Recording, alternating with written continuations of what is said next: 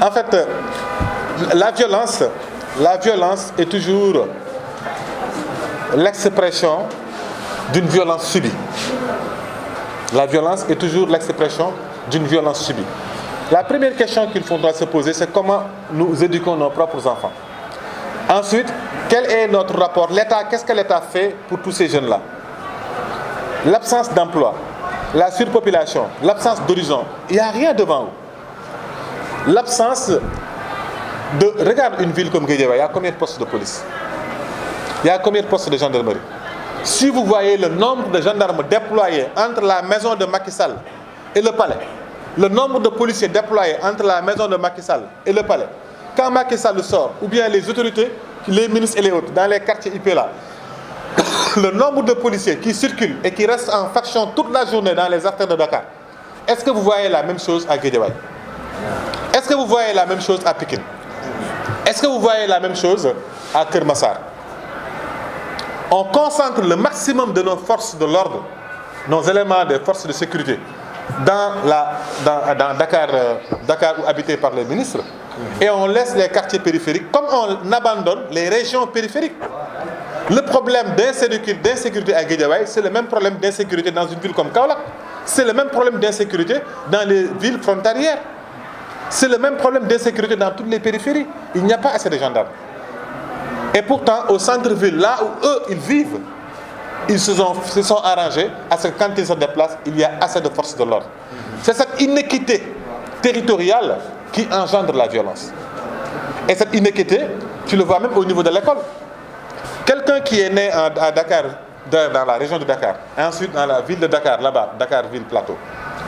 quelqu'un qui est né là-bas et qui a eu son baccalauréat a plus de chances d'avoir des DPG et des horizons et de possibilités dans les écoles de formation, dans les universités, que quelqu'un qui est né à Guédiawaye ou à Kaolack ou qui a eu son bac là-bas. On n'a aucune information sur ce qu'on peut faire. On n'a aucune information sur nos vocations. Finalement, qu'est-ce qui nous reste à faire? Dawal Saret, Dawal Jakarta, LMD, voilà. Lutte. Voilà. C'est cet abandon de la jeunesse des périphéries, cet abandon des jeunesses des banlieues qui engendre la violence. D'ailleurs, ce problème-là, une fois que Diamy Gokhi sera à l'Assemblée nationale, sera posé et comme tel est débattu pour qu'on résout ce problème d'inéquité territoriale. C'est de ça qu'il s'agit.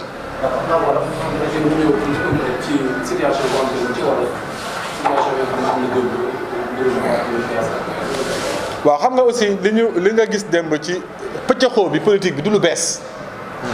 pëccëxoo bi nga gis démb ci politique bi du lu bees lii lépp lu ko waral ñàkk consensus bu am ak ñàkk confiance bi am ci diggante kujje gi ak ñu yore nguur gi. élection consensus maanaam waxtaan ba juboo mooy tax mu am ci ak dal boo fàttalikoo Sénégal maa ngi koy wax léegi ci français boo fàttalikoo Sénégal ci 93 ginnaaw bu maître Sey des gaañoo bu ñu assassiné maître Sey lu tax depuis lors Sénégal jógee fa woon am élection yu dal parce que Abdou Diouf dafa woote woon waxtaan bi mu ootee waxtaan pour ñu d'accord ci am benn code électoral bu consensuel oowul sax politicien dafa woo ay borom xam-xam ak ay universitaires ñoom ñoo dajaloo bind code bañ ko bindee Abdou Diouf dafa ne du ma ci génnee virgule lépp lu ñu wax rek man d'accord naa ci parce que matière électorale duñ ko bàyyee woyu politique yi kese da nga koy jox borom xam-xam yi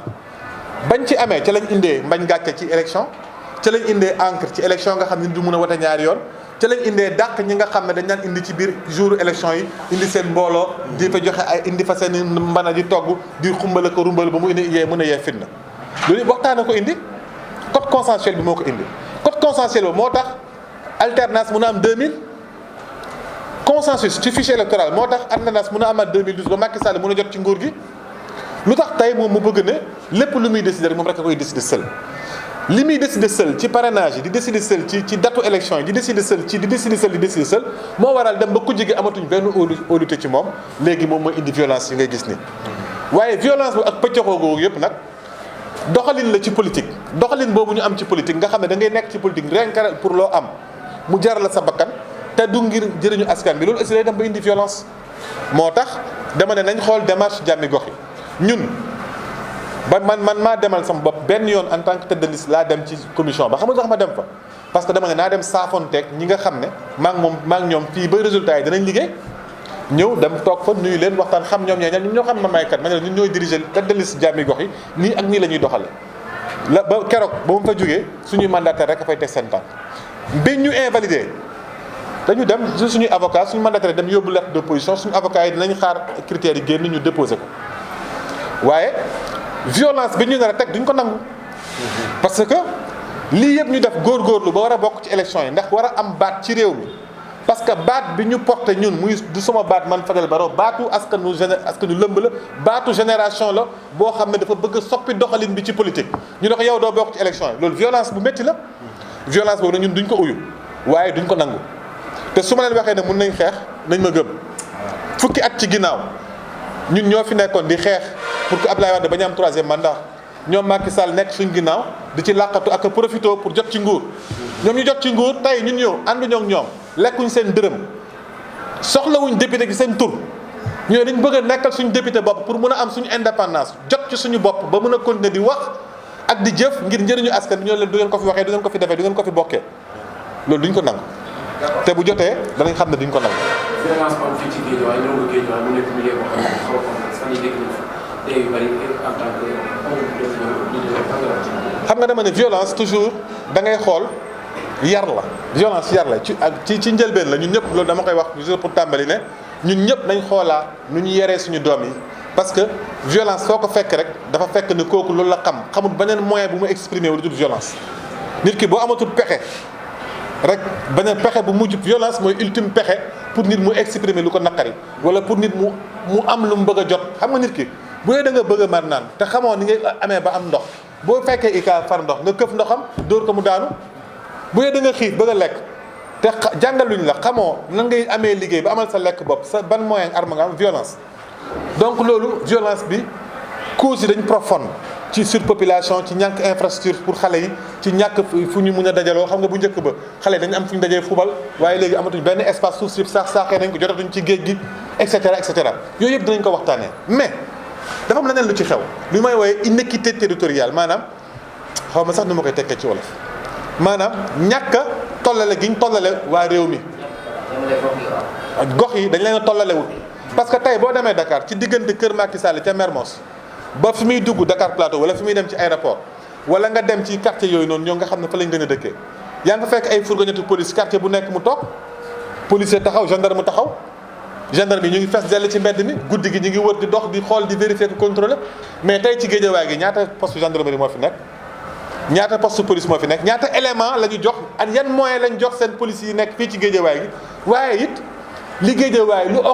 okk Guédiawaye ne leen wóor na moo xuri waa Kaolack moo xuri waa Oulompane moo xuri waa Kédougou moo xuri waa Diourbel moo xuri ñëpp ñu nekk ci biir gox yi ndax problème mu ñàkk a tollale gox yi ci biir réew mi la bu fekkoon ne am na ay éléments yu doy ba pare lu jiitu ñu def ko maanaam fexe ba yar xale yi ñoom ay fu ñu mun a amee infrastructure kenn dox culture day tax xale bi bañ a violent ñun bi nekkee ci hip hop bi di ko doxal ñu bëri au lieu que ñu demoon defi ay yëfu caaxaan ñëwoon ci hip hop bi exprimer seen mécontentement culture urbaine dafay apaiser nit ñi mais ban saal nga am bu baax lan lañ leen defaral pour que xale yi mun a épanouir ba pare amuñu kaaraange gu doy